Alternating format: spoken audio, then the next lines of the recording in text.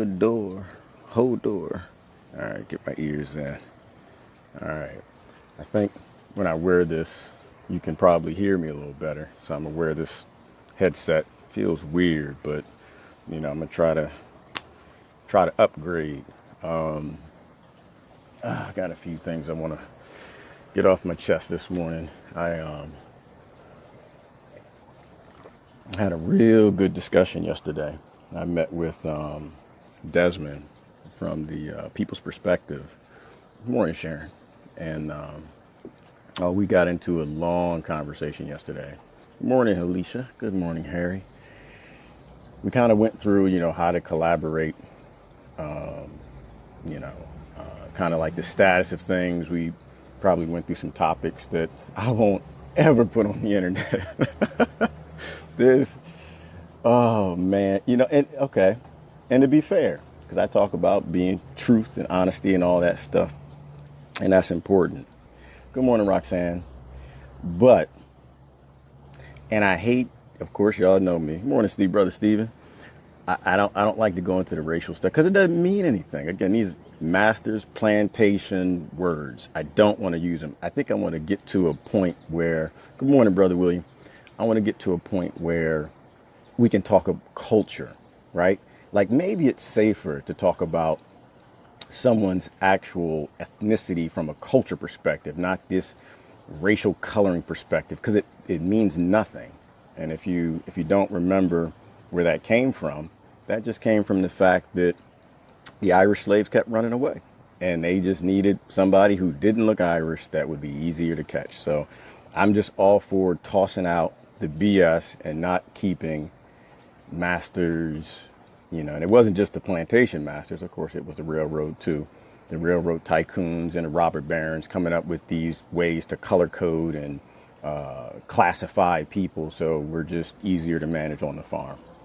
But anyway, off on another tangent, don't want to talk about that. So, but there are parts of black code that I won't ever say no. And to the same token, I guarantee you, for the lack of a better term, there are parts of white code that I don't ever want to know. Like there's some dirty laundry that's so deep, dirty, and nasty that you don't even put it in the laundry machine. Like there's no way to launder it. You just take that stuff and bury it.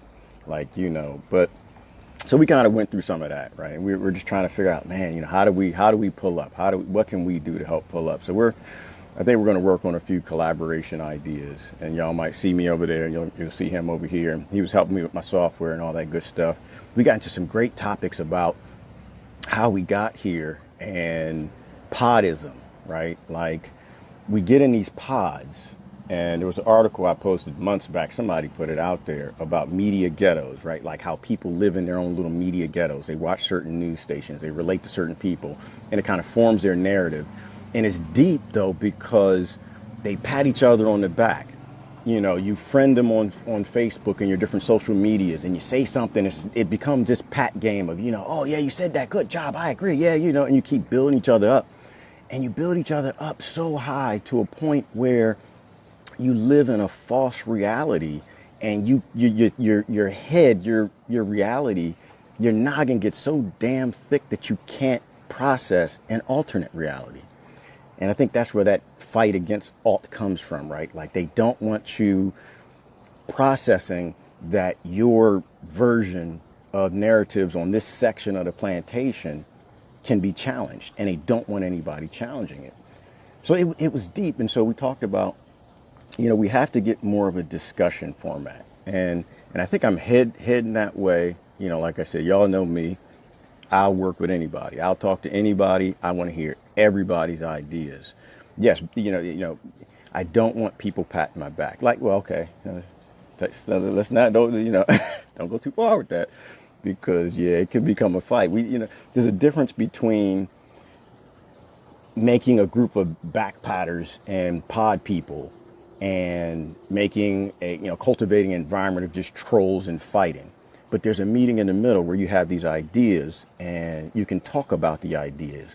And, when someone puts an idea out there to you, even if it's a crap idea, maybe the thing that I say sometimes, you can work with somebody for a paycheck, right? Like you can compromise with your coworkers. You can work with people you don't hate for a paycheck, but can you compromise with other people for a planet, right? For an earth, for the future of your children. And so at work, when you get that idea and it's totally crap that somebody puts in front of you, you don't always destroy it, right? Like you think about, okay, how can I interject the things from my department to make sure that my department don't get screwed by this idea that this guy put together from this other department that has no idea about our perspectives and what we need. And so you just kind of interject positive things. Say, well, John, yeah, I did. I changed my voice a little bit. Corporate America, you got to talk different. I don't care. You go home, you can talk one way, then okay. So, well, John, that's a good idea, and I think let's rationalize through this, and let's, item point, 1 and 2 and 3. If we modify this to have this, and we make an allocation for this, let's do some risk assessment on this line. And so maybe when someone hits you with an idea, don't immediately put on your pod person face and attack it, but try to think about how can this work, right? How can we fit this in? And so that's what we were talking about. So it was a deep conversation. We were just going to, meet, hang out, talk about a few collaboration ideas, but we ended up hanging out for 4 hours or something. So, good brother, deep brother. This morning, I want to talk about big government. I know I posted something about, maybe we need a little big government. Maybe that government cheese ain't so big. No, I said my libertarian friends like, oh, they're hitting the button now. Like, oh, I'm going to go somewhere else, watch something else. But you hear me out. I'm not done. And my liberal and liberal progressive friends, they're like, oh, yay, yes, he agrees. No. I don't think I agree with y'all neither. I think that government is too top. It's too corrupt. Well, I don't think it. I know it. Government's far too corrupt. And I try to think about how is that possible? Coming from the different corporations I've worked for, they were all very functional and they were top heavy. And that was something we talked about all the time. They were top heavy. Well, what's top heavy management is when you have too many managers up on top. And that actually was one of the key reasons why corporate America worked so well. Because now, of course, the highest levels, they were all corrupt, but I was in that mid-level management area. And we weren't too far from being technical and down in the dirt and knowing what we were doing. And we weren't too fat and happy, and corrupt. So when you have top heavy middle management, you're full of ideas, right? Like when you have ideas, you have people debating, you have fight, you have solutioning, you have challenging. You don't have podism. You don't have backpacking. And back, there go that brain thing. Backpatting. It's a T in that. It's T is backpatting. You don't have tons of that. You have middle level managers who are fighting each other, right? And that's how you come about good solutions. Now, mind you, those solutions get handed up and, but it's the opposite of this whole central managed, small-minded, small group podism perspectives that you get from these two parties that are just completely corrupt. So I think maybe if we had an influx of government, right? Like, because we're never going to vote them out. Like, well, of course, I can't predict the future, but my belief at this moment in time is Americans are never going to vote the bums out. Like, there are a lot of great initiatives out there, but at the end of the day, you get up to the point right by the election, and everybody turns into an alien again and they fall back in their party. So I don't think people will ever vote them out. There's too much hate and disgust and ignorance in both parties. Maybe we need more senators. Maybe we need more congressmen, right?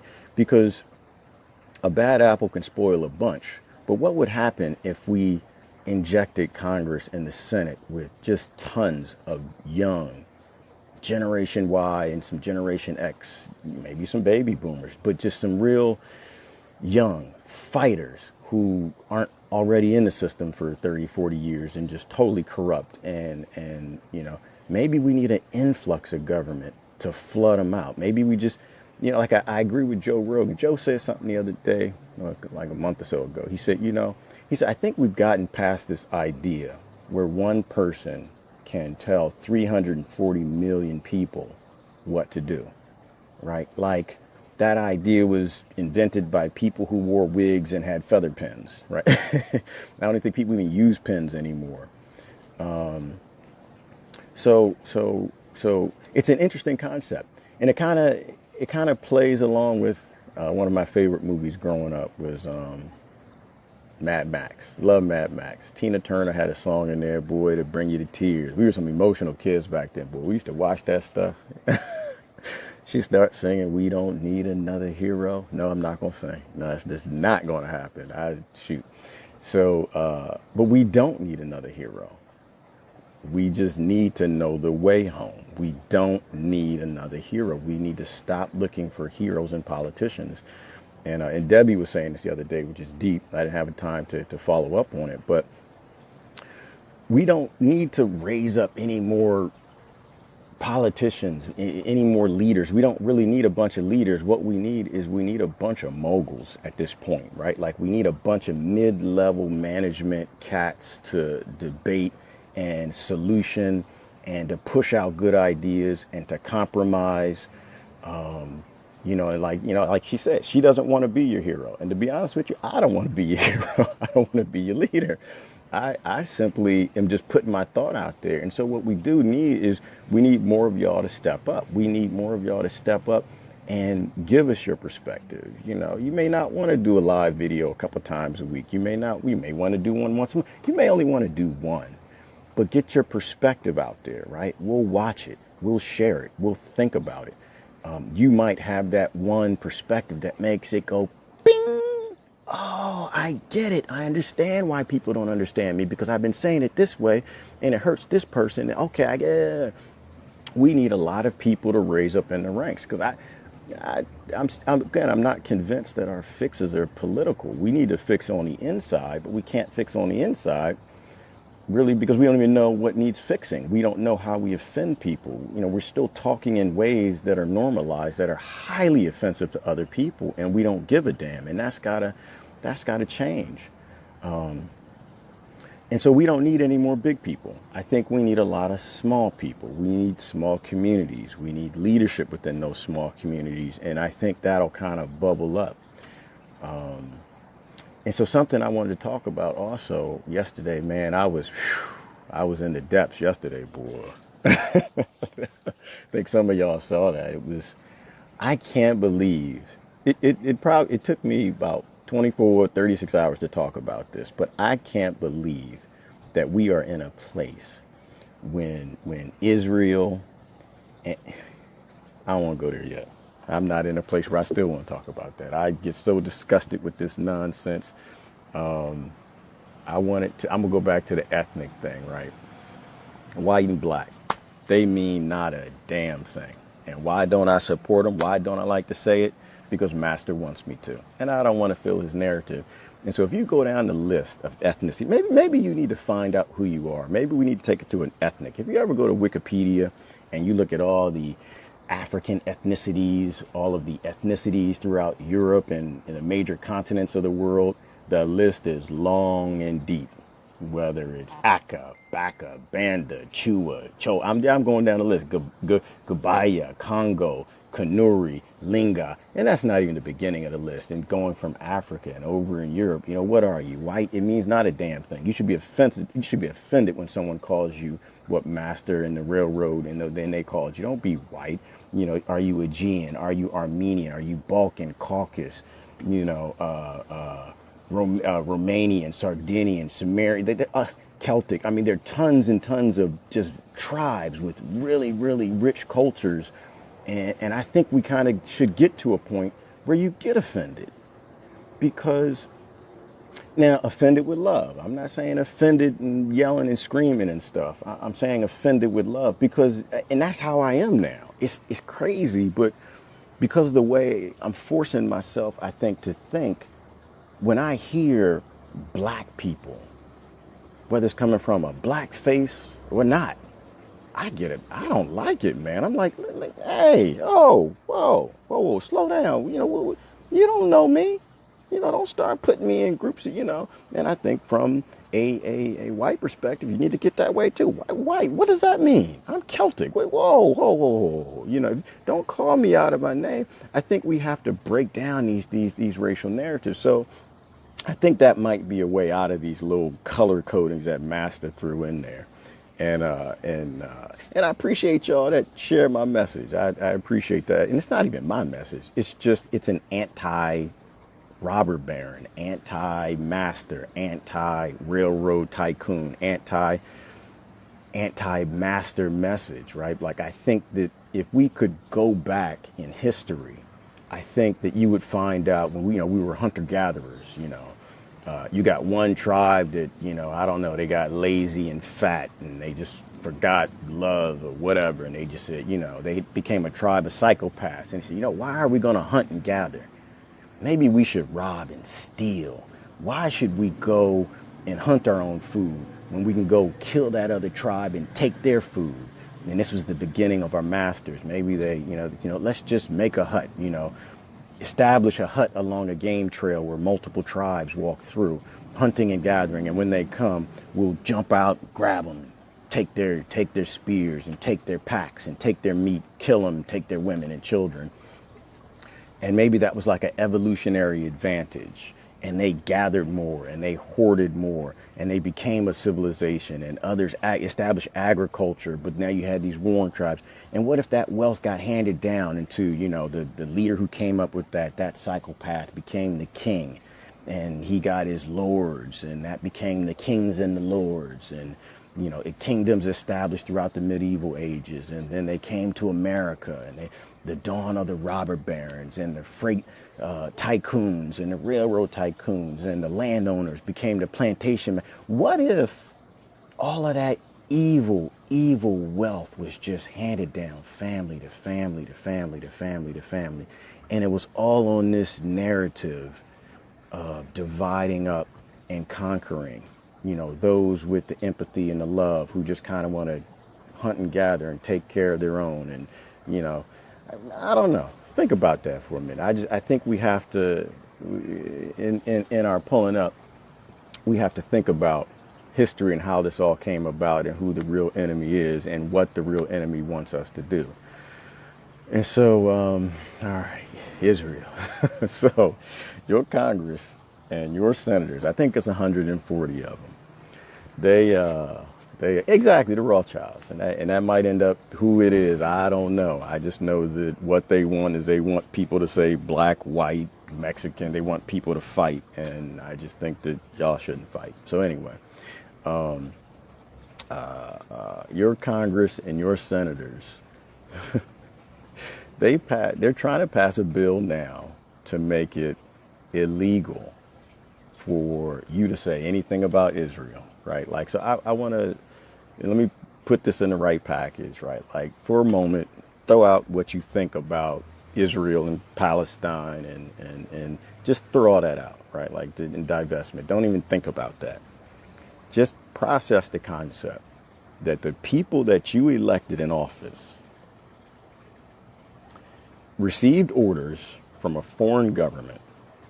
You can call it Iraq if you want. You can call it Russia. Russia did it. Russia did it. Anyway, let me. I'm not gonna go down that road.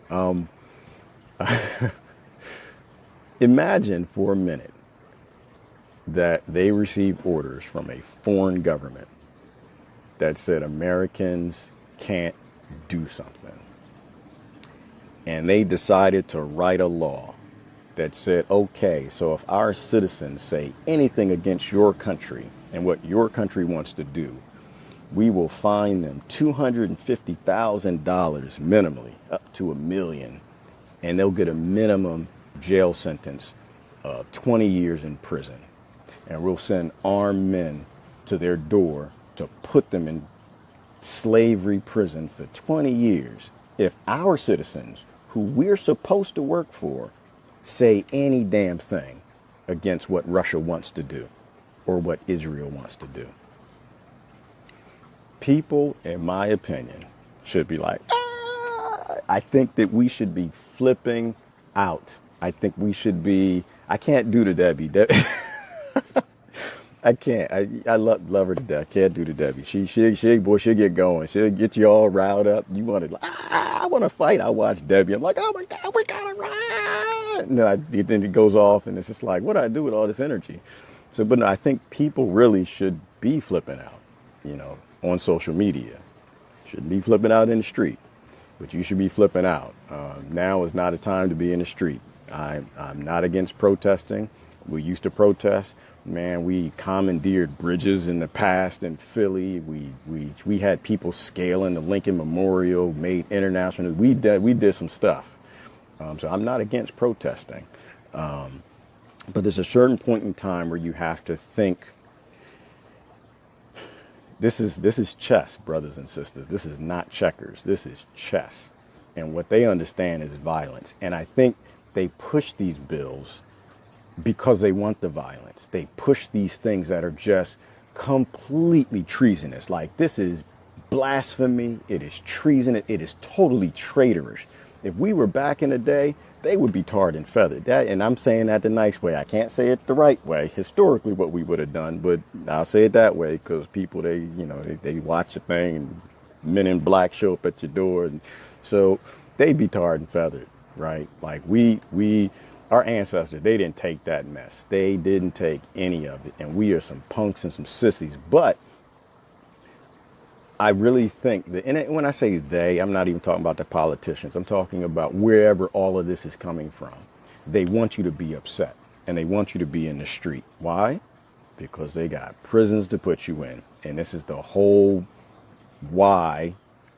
I got to say their names. Y'all, no, I'm not going to say their names because y'all will get upset with me.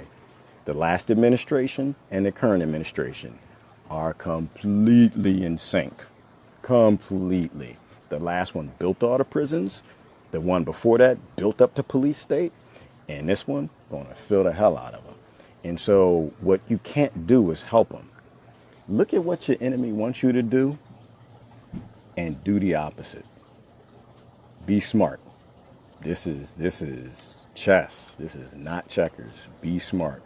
All you're doing in the street is you're building up the normalization of their, I try to choose my words correctly, the people who work for them, locking you up, holding you down, and dragging you off to prison and putting you in cells.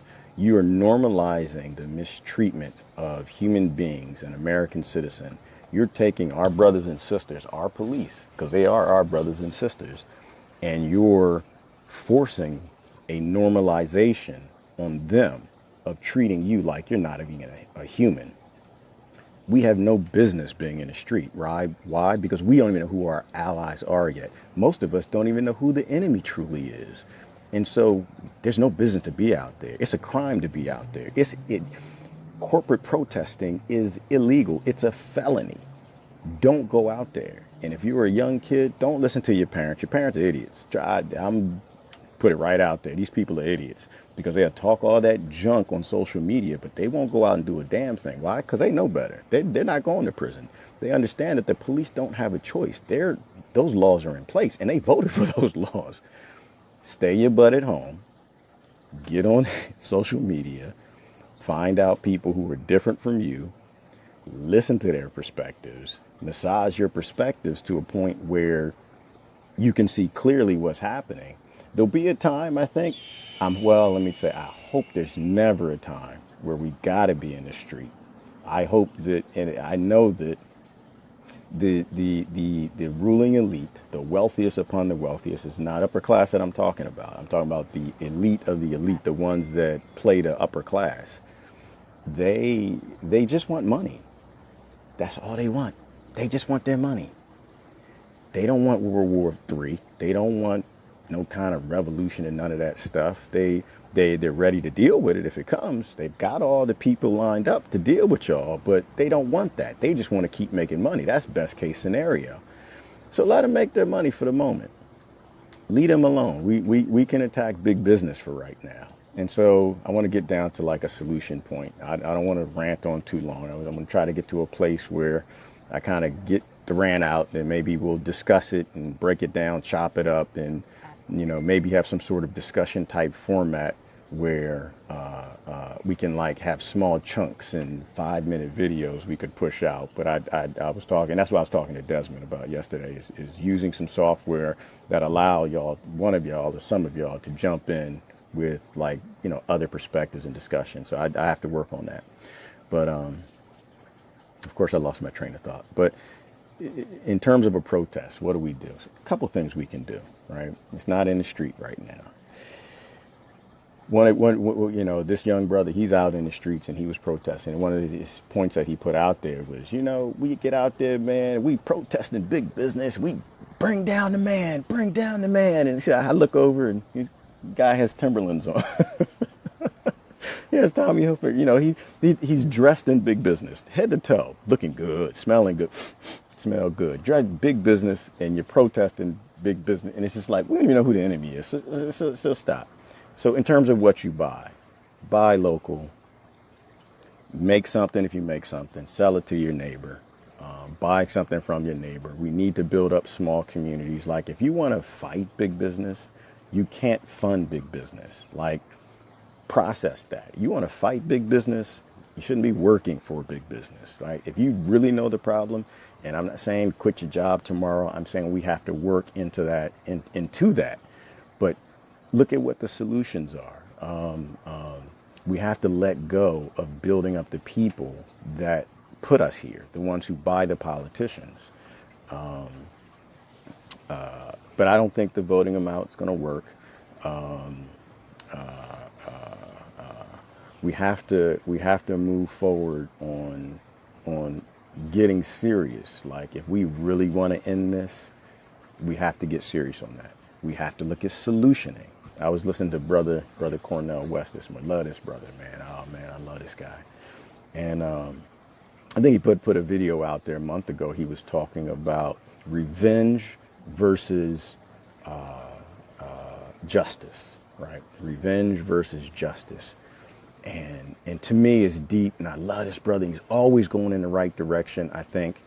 But I think we have to go a step further, right? Because he gets it. And revenge, hang it up. Because with revenge, you're fighting something. You want to get back at somebody. And 9 times out of 10, most people out here, you don't know who you need to get back at. So that's just anger. Toss that out. Justice. I get the justice part. You got to have justice because it's the current climate we live in. But justice, in a way, is complicit with the system, right? Like it's kind of agreeing of this should exist. It's kind of perpetuating. It's almost agreeing with the rules of the game that we're going to go along with it. And in my perspective, we need to go the furthest way. We got to talk solutions. We have to build up those solutions. We have to give those solutions to legislators, right? We can't let them give us solutions. I'm going to tell you, because you know why? They don't make any solutions. Legislators don't make a damn solution. Maybe less than 1% of them do. You know what they do? They sit there, and this is going back in my past. They sit there and they wait for idiots like me to walk through the door, my group. And they sit there and listen. Oh, that's a problem. Oh, we care, baby. Oh, come here, let me hug you. Oh, that sounds that's horrible. That's a good solution. Yeah, you want to do this and you're planning, you drafted it for me, and okay, the outline. And they take that and they go hand it to the industries it affects. And those industries say, oh, nope, they ain't doing that. Wipe that out. Oh, nope, they ain't doing that. Wipe that out. Okay, we can do this, but we're going to take this and we're going to add this to it and put a funding path to us right here. We'll make an industry out of this part of the problem and this. And then they come back, then they have a press conference. Oh, man, they used to play us. It was deep. And they have a press conference. Oh, well, we've come up with this and I'm sponsoring this bill and it's blah, blah, blah, blah, blah. And we worked all night and here it is. And they'll deliver. And you watching this on TV like that, mother, but that's how the game is played. They don't do it. They sit on their fat butts and then they get funding for the next year from those corporations that they wrote this law for that perpetuates the problem you want it to go away. We don't need any solutions from them. We need solutions from the bottom up. And the only way that those solutions actually work is if you talk to other people, not your pod people. Go talk to other people. So I've gone on and I've ranted to the ends of it. But that's where I think we need to go. Like, I think, consider the idea that maybe we need more government. Maybe, we can't pull them out. We need to inject more people in, but our people. And by our people, I mean human people, because that's the only people that ever existed. It's human people. We need to inject in our human people with our ideas that we flushed out, perhaps on social media, talking with people who don't look a damn thing like us, weren't raised like us, definitely not in our pod. So we don't have these thick skulls, and we can actually hear, the solutions that are coming out of people's mouths. That's what I got. Man, I didn't get a chance to drink my coffee this morning. So that's all I'm saying. Y'all need to go make your own alt media. I will definitely watch it. Post your live video. Let's talk about it. We don't need any more heroes. We just need to know the way home. Y'all have a great day.